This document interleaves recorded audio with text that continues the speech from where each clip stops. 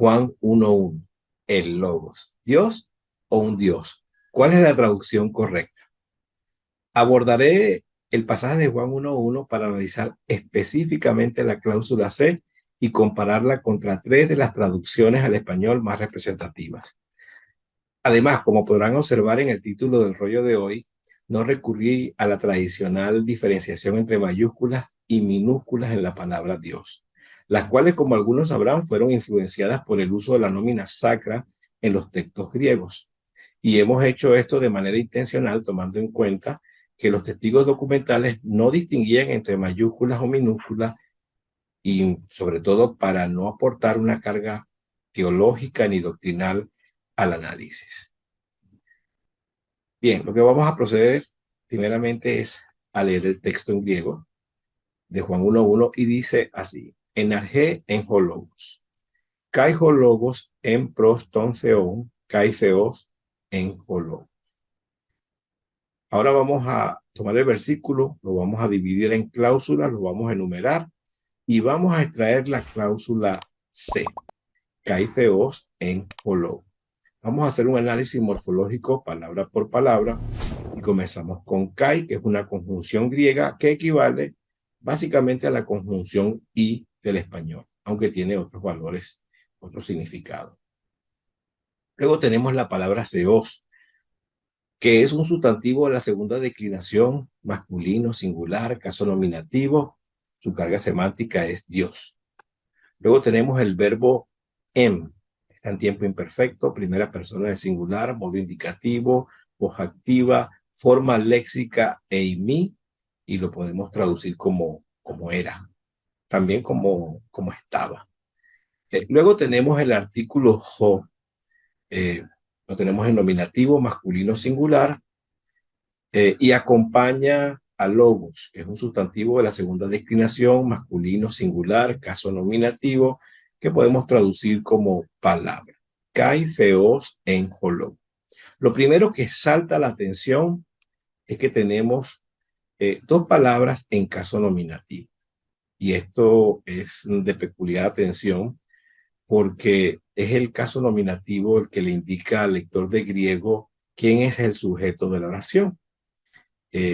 No tenemos ninguna palabra en caso acusativo que funciona, esas palabras funcionan como complemento directo. Entonces, ante la ausencia de un acusativo y la presencia de dos palabras sustantivas en caso nominativo, nos hacemos la siguiente pregunta: ¿es seos o logos el sujeto de la oración? Esto va a ser primordial, porque una vez podamos establecer quién es el sujeto de la oración, entonces el otro sustantivo que está en caso nominativo va a funcionar como predicado nominal. Para hacer esto vamos a evaluar una serie de textos griegos y comenzamos de inmediato. Primeramente con el texto Curso Avanzado de Griego del Nuevo Testamento, editorial Verbo Divino, del profesor Flaminio Poggi. Él allí, casualmente hablando del predicado nominal en la nota, dice lo siguiente: como vemos en los ejemplos, el predicado nominal no se introduce con el artículo, es decir, el predicado nominal no lleva artículo. La mayor parte de las veces es posible distinguir el sujeto del predicado nominal por la presencia del artículo. No obstante, el predicado nominal puede introducirse con el artículo, es decir, que puede suceder. Y pone como referencia Lucas 2:12. Luego, quiero también presentarles un texto griego, pero del griego clásico. Y es la gramática griega del profesor Jaime Berenguer Amenós, de editorial Bosch. Y me pareció pertinente usar una gramática de griego clásico porque es una gramática imparcial que no tiene ningún tipo de inclinación, ya que es solo una herramienta para enseñar griego clásico a aquellos estudiantes que van a la universidad a cursar carreras como filosofía, como filología. Y dicho esto, podemos ver allí que el profesor Jaime Berenguer, también hablando del predicado nominal, dice lo siguiente: dado que el predicado nominal indica una cualidad del sujeto y por ello no viene precedido del artículo, normalmente se puede distinguir con facilidad el sujeto del predicado nominal atendiendo ¿a qué? A la presencia o a la ausencia del artículo. Y pone por allí un ejemplo en Filipenses 1:21. Bien, volviendo a la obra de Flaminio Poggi, acerca de la ausencia del artículo, comenta que hay dos posibles significados. Por ahora vamos a tomar la segunda y luego vamos a dar lectura a la primera. Dice que la ausencia del artículo implica una atención dirigida a la cualidad o a la naturaleza de una cosa o de una persona más que a su identidad individual. Luego acota más abajo. Observando los predicados nominales que generalmente se presentan sin artículo, es fácil comprender que la ausencia del artículo implica una atención dirigida a la cualidad más que a la identidad, y hace referencia allí un pasaje que por ahora lo vamos a obviar, es el que estamos trabajando. Finalmente concluye, ya dijimos que el sujeto y el predicado nominal se distinguen gracias a la presencia o a la ausencia del artículo. Bien, dicho esto, creo que nos puede quedar claro que es el artículo el que va a hacer la diferencia. Entonces nosotros al ver el artículo aquí, podemos entender que entre los dos sustantivos, entre seos y logos, es logo el que va a funcionar como sujeto de la oración y en consecuencia theos va a trabajar como predicado nominal, una función de tipo cualitativa o de darle atributo al sujeto. Bien. Esto es importante porque a continuación vamos a presentar la primera propuesta y nos viene de la Biblia Textual, cuarta edición. Allí la Sociedad Bíblica Iberoamericana tradujo de la siguiente manera: y Dios era la palabra. Tengo entendido que ellos en esta traducción siguieron a William Hendrickson, que aporta este comentario en un comentario que él tiene en el Evangelio de Juan. Entonces ellos decidieron seguir la opinión de William Hendrickson, quien sí era conocedor de griego, pero de momento parece que olvidó algo básico y elemental del griego, tanto koiné como del griego clásico. Dios no es sujeto en esta cláusula. Aquí el sujeto es logo, porque es quien tiene el artículo. Bien. Entonces, la traducción "y Dios era la palabra" no es una traducción correcta. Pasemos a evaluar una segunda traducción. Ahora vamos a presentar la propuesta de la Biblia del Nuevo Mundo. Ellos, el equipo traductor de la Biblia del Nuevo Mundo, tradujo "y la palabra era un Dios". Bien. Ellos aquí agregaron un artículo indefinido. Veamos a la luz de los textos griegos si esto es posible y si es correcto esta traducción. Bien, en su libro Aprenda a leer griego del Nuevo Testamento, el profesor David Alan Black nos dice lo siguiente: el griego no tiene ningún artículo definido. Entre paréntesis dice en español un o una. Cierra paréntesis. Así, anthropo significa hombre o un hombre.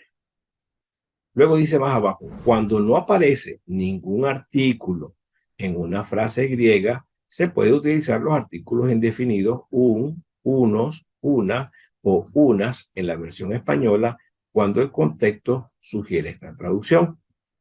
Leído este aporte que nos da el profesor David Alan Black, pudiésemos decir que la propuesta de la Biblia del Nuevo Mundo es correcta y la palabra era un Dios. Ahora, ¿es realmente así? ¿No hay alguna otra variable que intervenga en esto?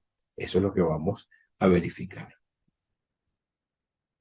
Volviendo al texto del profesor Flaminio Poggi y casualmente sobre la ausencia del artículo, dice lo siguiente: la ausencia del artículo implica ausencia de determinación. Cuando implica ausencia de terminación, no se usa el artículo cuando se introduce una cosa o una persona desconocida. No es el caso del autor del Evangelio de Juan, que está entendiendo y conociendo a Jesús y le está dando un atributo. Dice, no se quiere aludir a la especie. Por ejemplo, cuando yo digo el hombre llegó a la luna, ahí yo estoy aludiendo a la especie, por eso utilizo el artículo. Pero si no estoy aludiendo a hombre como especie, digo un hombre ve la luna. Bien.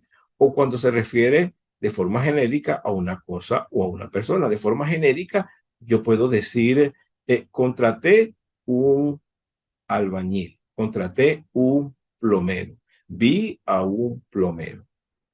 Eso es una referencia de forma genérica, ¿verdad? Además que es una persona o una cosa desconocida para mí. Vi una mesa, pero no es el caso específico que tenemos allí en la cláusula C. Ahora bien, hay otros datos más relevantes que debemos considerar y es el uso de los adjetivos. Y tenemos un sustantivo que está funcionando como adjetivo porque es predicado nominal. Y dice así, el adjetivo se usa con los nombres de dos modos, como atributo y como predicado. Esto quiere decir que funciona como una estructura atributiva o como una estructura predicativa. Luego dice, las posiciones de los adjetivos atributivos y predicados son del adjetivo atributivo, tenemos allí hopistos dulos, ¿bien? Y luego tenemos jodulos o pistos, el siervo fiel. Bueno, la manera de reconocer rápidamente un adjetivo atributivo es que el adjetivo llevará el artículo. En este caso, si vemos arriba hopistos dulos, quien lleva el artículo es el adjetivo pistos, que es fiel. Luego, en la construcción que tenemos abajo, hodulos, hopistos, que tenemos inversa la construcción, entonces nuevamente vemos que quien tiene el artículo es el adjetivo. Ambas se traducen el siervo fiel. Ahora pasamos a ver el adjetivo predicado o el adjetivo funcionando en posición predicativa. Aquí vemos jódulos, pistos y también vemos pistos, jódulos. Ahora, ¿quién tiene el artículo? Ahora el artículo lo tiene el sustantivo. Bien, tanto en una posición como en la otra. Es decir, eh, tanto que esté antes del adjetivo como esté después del adjetivo. Bien, y entonces traduciríamos el siervo es fiel. Y se traduce así con un verbo copulativo, esté o no esté el verbo copulativo presente físicamente. Y eso es regla gramatical. Ahora, lo importante para resaltar entre uno y otro es que en el adjetivo atributivo, aunque el sustantivo tenga un artículo, con que solo el adjetivo esté articulado, va a ser atributivo.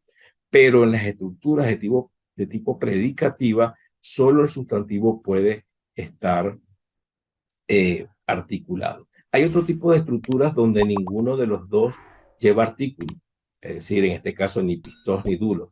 Eso es una construcción un poco ambigua, pero no es el objeto del estudio en el día de hoy. Siguiendo con la gramática elemental del griego del Nuevo Testamento de Guillermo Davis, tenemos lo siguiente. Hace el análisis de lo que planteó y dice, en la frase ho pistos dulo, el siervo fiel, pistos, que es fiel, es el adjetivo atributivo que modifica el nombre, es decir, al sustantivo. ¿A cuál? A dulos, siervo, para describirlo sin afirmar nada de él. Es decir, pero sin afirmar nada de él. En la locución, jodulos, pistos, el siervo es fiel, el adjetivo predicado, pistos, afirma algo del sustantivo dulos. Bien, dice, el siervo es fiel. Entonces, en griego es importante esta distinción entre el adjetivo atributivo y el adjetivo predicado y consiste en lo siguiente, en que el predicado declara algo adicional. ¿Bien? Las estructuras de tipo predicativa. ¿Qué es ese algo adicional? lo que es el asunto principal. Y teniendo esto en mente, vamos a otro texto, Introducción al griego bíblico, de Anita Enríquez, de Nelson Morales y de Daniel S. Stephen. Y él allí, en relación al adjetivo en la oración, específicamente en la posición predicativa, dice: muchas veces los verbos copulativos se omiten en oración. Lo veíamos ahorita. Este elixir verbal da pie a que el adjetivo funcione en posición predicativa. Más bien sería como otro tics para identificar. De esta manera funciona como un complemento directo, ¿bien? Y se sobreentiende un verbo ser o estar. Quiere decir que se sobreentiende que está un verbo copulativo. Ahora aquí hay algo importante. El adjetivo no usará artículo. ¿Okay? En este tipo de construcción, el adjetivo, el que está funcionando como predicado nominal, no usará artículo. Si vemos, tenemos dos tipos de construcción. La primera que vemos allí es adjetivo más artículo más sustantivo. Ya dijimos que las estructuras de tipo predicativa es el sustantivo el que lleva el artículo. Si vemos la primera, vamos a ver adjetivo, pistos, ho como artículo y dulos como sustantivo. El siervo es fiel. El adjetivo no tiene artículo, no puede, una vez que el adjetivo tenga artículo, pasa a ser atributivo. ¿Bien? En la segunda construcción, artículo sustantivo más adjetivo, de igual manera, aunque el sustantivo ahora está delante del adjetivo, igualmente el adjetivo no tiene artículo. Miremos, el artículo ho, luego el sustantivo dulos, luego el adjetivo pistos, sin articulación. Igual vamos a traducir: el siervo es fiel. Así que no importa si el artículo más el sustantivo está después del adjetivo o está antes del adjetivo. Dicho esto, volvemos a tomar en cuenta la gramática griega del profesor Jaime Berenguer, ¿verdad? De griego clásico, y dice acerca de la omisión del artículo lo siguiente: el artículo se omite en el predicado nominal. Y él pone allí un ejemplo: Sofía, Estin, Argete, Eutigías, ¿verdad? La sabiduría es el principio de la felicidad. De nuevo, la sabiduría es el principio de la felicidad. Si nos damos cuenta, no está traducida, aunque está omitido el artículo, no es indefinido, porque por regla, no se coloca el artículo definido. Sin embargo, eso no quita su sentido de definido. La sabiduría es el principio de la felicidad. Bien. Ahora traemos el texto de Amador Ángel García Santos, Introducción al griego bíblico, de editorial Verbo Divino.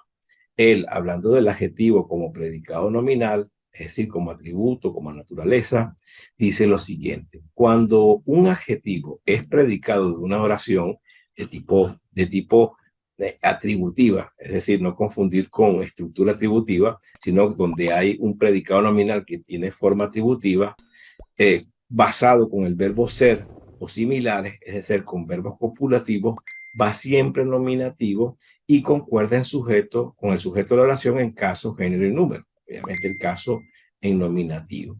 Aquí viene lo importante. Sin embargo, el predicado va sin artículo, a diferencia del sujeto que puede llevar artículo, aunque su sentido sea determinado. Ojo, el del predicado que va sin artículo, aunque su sentido sea determinado. Bien, por ejemplo, vemos la oración Asanato Eisin Hoi Seoi. Los dioses son inmortales.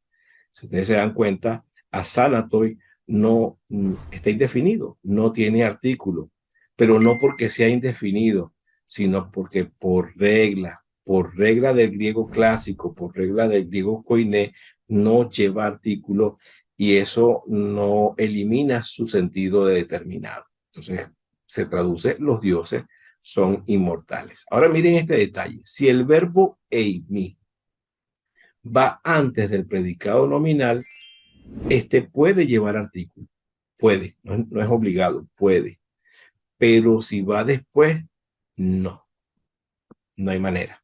Entonces miren esta construcción de dos formas.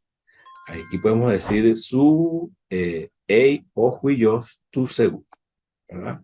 Si vemos huillos, está después, allí, ¿ven? Del verbo copulativo. Ahí está una forma del verbo eimi. Entonces, miren que puede llevar artículo. En este caso, lo lleva. Bien, no hay problema, se puede colocar.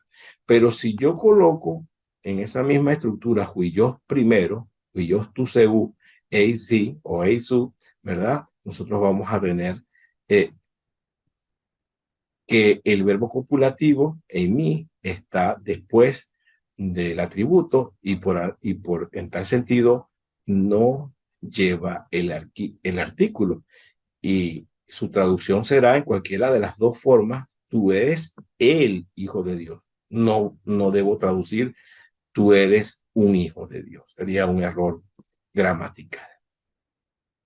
Bien, dicho esto, y la palabra era un Dios, parecía inicialmente que era correcto porque sí hay una posibilidad de indeterminar, porque obviamente son la función básica, pero cuando vemos, nos damos cuenta que tenemos a un sustantivo que está adjetivado, ¿verdad? Ese sustantivo es logo, está adjetivado, vemos a Theos que está funcionando como predicado nominal, tenemos un verbo copulativo, vemos que el verbo copulativo está después del predicado nominal seos, entonces podemos entender claramente que estamos en la presencia de una estructura predicativa. Y si hemos entendido en griego que estamos bajo la presencia de una estructura predicativa, entonces podemos comprender que no podemos articular allí. Entonces, y la palabra era un Dios no es una traducción correcta, aunque en principio parecía que sí. Muy bien, ¿qué opciones nos quedan? Nos quedan dos opciones. Nos quedan traducir, como algunas Biblias, creo que la Reina Valera 60 traduce, y la palabra era Dios, y hay otros textos que traducen, y la palabra era divina, entendiendo que Dios o divina están funcionando como atributo de la palabra. Bien, y la palabra era Dios y la palabra era divina. Dios y divina funcionan como atributo.